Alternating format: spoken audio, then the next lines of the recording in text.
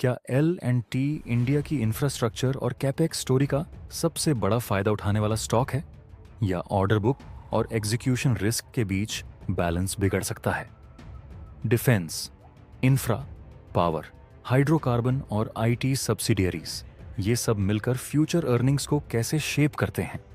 और current price पर L and T में लॉन्ग टर्म एंट्री समझदारी है या ऑलरेडी ज़्यादा रनअप हो चुका है? नमस्ते दोस्तों, आप देख रहे हैं बालाजी मार्केट इनसाइट्स, जहां हम हाइप नहीं, हार्ड डेटा और सिंपल भाषा में बात करते हैं। आज के इस वीडियो में हम लार्सन एंड टूब्रो का डिटेल्ड ब्रेकडाउन करेंगे।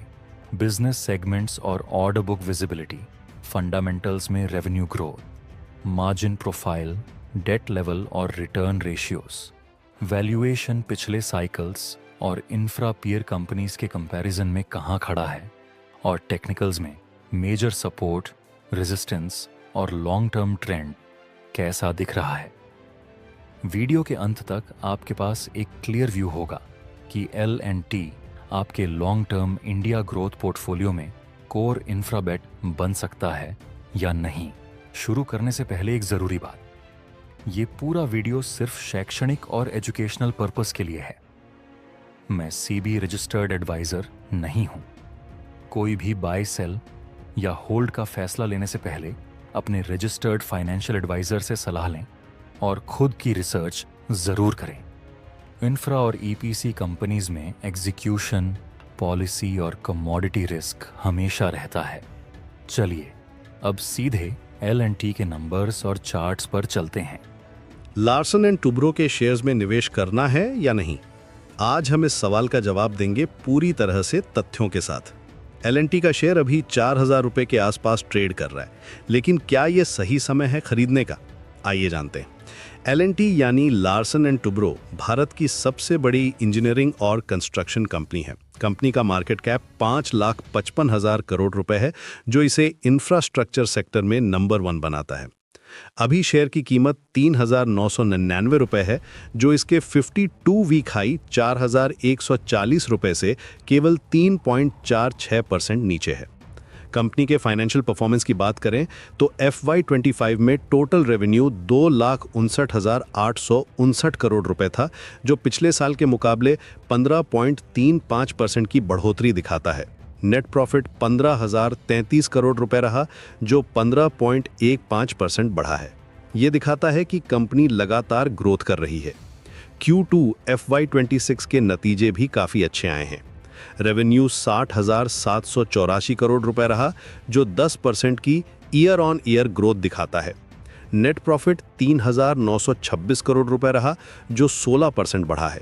ये साफ दिखाता है कि कंपनी की ग्रोथ ट्रेजेक्ट्री बनी हुई है। अब बात करते हैं कंपनी के बिजनेस सेगमेंट्स की। एल&टी मुख्य रूप से 3 बड़े सेगमेंट्स में काम करता है। पहला है इंफ्रास्ट्रक्चर प्रोजेक्ट्स, जिसमें रोड्स, ब्रिजेस, मेट्रो, एयरपोर्ट्स का कंस्ट्रक्शन होता है। दूसरा है पावर ट्रांसमिशन एंड डिस्ट्रीब्यूशन, जहां कंपनी इलेक्ट्रिकल ग्रिड और पावर प्लांट्स बनाती है। तीसरा है हैवी इंजीनियरिंग, जिसमें रिफाइनरीज और पेट्रोकेमिकल प्लांट्स का काम होता है। हाल ही में कंपनी को सऊदी अरब से 5,000 करोड़ रुपए का पावर ट्रांसमिशन ऑर्डर मिला है। इसके अलावा अदानी पावर से 6,400 मेगावाट का थर्मल पावर प्रोजेक्ट भी मिला है। यह दिखाता है कि कंपनी का ऑर्डर बुक मजबूत है और आने वाले समय में रेवेन्यू ग्रोथ होगी। टेक्निकल एनालिसिस की बात करें तो शेयर का RSI 57.82 है, जो न्यूट्रल जोन में है। बीटा 0.38 है, जो दिखाता है कि यह मार्केट के मुकाबले कम वॉलेटाइल है। PE रेशो 33.87 है, जो सेक्टर एवरेज 32.98 से थोड़ा ऊपर है। शेयर होल्डिंग पैटर्न देखें तो प्रमोटर होल्डिंग 0% है, क्योंकि ये पब्लिक कंपनी है। इंस्टीट्यूशनल इन्वेस्टर्स का हिस्सा काफ़ी अच्छा है। म्यूचुअल फंड्स, FII और DII मिलकर लगभग 60% शेयर्स होल्ड करते हैं। ICICI prudential large and mid cap fund और HDFC large and mid cap fund जैसे बड़े फंड्स इसमें निवेशित हैं। कंपनी का डिविडेंड यील्ड 0.85% है। पिछले साल 33 रुपए प्रति शेयर डिविडेंड दिया था। यह दिखाता है कि कंपनी शेयर होल्डर्स को रिटर्न देने में विश्वास रखती है। अब बात करते हैं फ्यूचर आउटलुक की। भारत सरकार का इंफ्रास्ट्रक्चर पर फोकस एल&टी के लिए बहुत अच्छा है। नेशनल इंफ्रास्ट्रक्चर पाइपलाइन के तहत 111 लाख करोड़ रुपए का निवेश प्लान है। इसमें रोड्स, रेलवेज, एयरपोर्ट्स, पोर्ट्स सब कुछ शामिल है। एल&टी इन सभी सेक्टर्स में एक्टिव है। रिन्यूएबल एनर्जी सेक्टर में भी कंपनी अच्छी पोजीशन में है। सोलर और विंड प्रोजेक्ट्स में एल&टी का अच्छा एक्सपीरियंस है। सरकार का टारगेट है कि 2030 तक 500 GW रिन्यूएबल एनर्जी कैपेसिटी बनानी है। इसमें एल&टी को अच्छे ऑर्डर्स मिल सकते हैं। इंटरनेशनल मार्केट में भी कंपनी एक्सपैंड कर रही है। मिडल ईस्ट, अफ्रीका और साउथ ईस्ट एशिया में प्रोजेक्ट्स मिल रहे हैं। ये कंपनी की रेवेन्यू डाइवर्सिफिकेशन में मदद करता है। अब आते हैं रिस्क फैक्टर्स पर। कंस्ट्रक्शन इंडस्ट्री में प्रोजेक्ट डिले होना आम बात है। कभी कभी लैंड एक्विजिशन में प्रॉब्लम होती है, कभी एनवायरमेंटल क्लियरेंस में देरी होती है। इससे कंपनी के कैश फ्लो पर इम्पैक्ट पड़ता है। रॉ मटेरियल की कॉस्ट भी एक बड़ा फैक्टर है। स्टील, सीमेंट की प्राइसेस बढ़ने से प्रोजेक्ट मार्जिन कम हो जाता है। हालांकि एल&टी में अच्छी प्राइसिंग पावर है, फिर भी ये रिस्क है। कंपटीशन भी बढ़ रहा है। अदानी ग्रुप, रिलायंस जैसी कंपनीज भी इंफ्रास्ट्रक्चर में एंट्री कर रही हैं। इससे मार्जिन प्रेशर आ सकता है। वैल्यूएशन की बात करें तो शेयर का पी रेशो 33.87 है। ये हिस्टोरिकल एवरेज से थोड़ा ऊपर है। पीबी रेशो 5.76 है, जो भी प्रीमियम वैल्यूएशन दिखाता है। लेकिन कंपनी की ग्रोथ प्रोस्पेक्ट्स को देखते हुए ये जस्टिफाइड लगता है। एनालिस्ट्स की राय देखें तो ज्यादातर ब्रोकरेज हाउसेस का बाय या आउट परफॉर्म रेटिंग है। जेफरीज ने बाय रेटिंग दी है और 14% अपसाइड का टारगेट दिया है। उनका कहना है कि ऑर्डर इनफ्लो, रेवेन्यू और मार्जिन सभी गाइडेंस से आगे ट्रैक कर रहे हैं। अब फाइनल वर्डिक्ट की बात करते हैं। एल&टी एक फंडामेंटली स्ट्रॉन्ग कंपनी है। इंफ्रास्ट्रक्चर सेक्टर में इसकी लीडरशिप पोजीशन है। गवर्नमेंट का इंफ्रास्ट्रक्चर पुश इसके लिए पॉजिटिव है। कंपनी का ऑर्डर बुक स्ट्रॉन्ग है और फाइनेंशियल परफॉर्मेंस भी अच्छी है। लॉन्ग टर्म इन्वेस्टर्स के लिए ये एक अच्छा ऑप्शन है। अगर आप 3 से 5 साल का टाइम होराइजन रख सकते हैं तो इसमें निवेश कर सकते हैं। करंट प्राइस लेवल पर एसआईपी के जरिए एंट्री करना बेहतर होगा। शॉर्ट टर्म ट्रेडर्स के लिए 3,800 रुपये सपोर्ट लेवल है और 4,200 रुपये रेजिस्टेंस है। अगर ये सपोर्ट ब्रेक करता है तो 3,500 रुपये तक जा सकता है। रिस्क मैनेजमेंट के लिए अपने पोर्टफोलियो का 5 से 10% से ज्यादा इसमें ना लगाए। इंफ्रास्ट्रक्चर सेक्टर साइक्लिकल होता है, इसलिए पेशेंस रखना जरूरी है। आखिर में कहूंगा कि एल&टी एक क्वालिटी स्टॉक है, लेकिन वैल्यूएशन थोड़ा रिच है।